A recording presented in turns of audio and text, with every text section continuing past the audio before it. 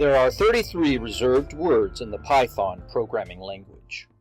In this video, we will discuss the keyword none.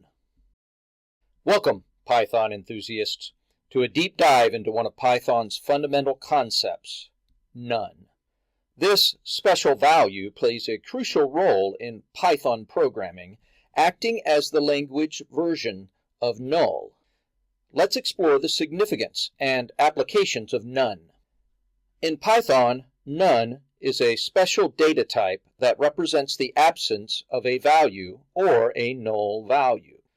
It's a unique object of its own data type, the none type, and it's used to signify nothing or no value here.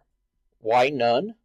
Its main purpose is to provide a way to handle the concept of no value in a consistent manner. Whether it's used to indicate that a variable has not been set to any other value, or as a return value for functions that don't explicitly return anything. None helps maintain clarity and intention in your code. Use none in your Python programs as a placeholder for optional function arguments, as a default value for function parameters that may not be provided, or to denote a variable without an assigned value. It's also commonly used in comparisons to check if variables are set or not. Let's demonstrate the use of none with a simple code example.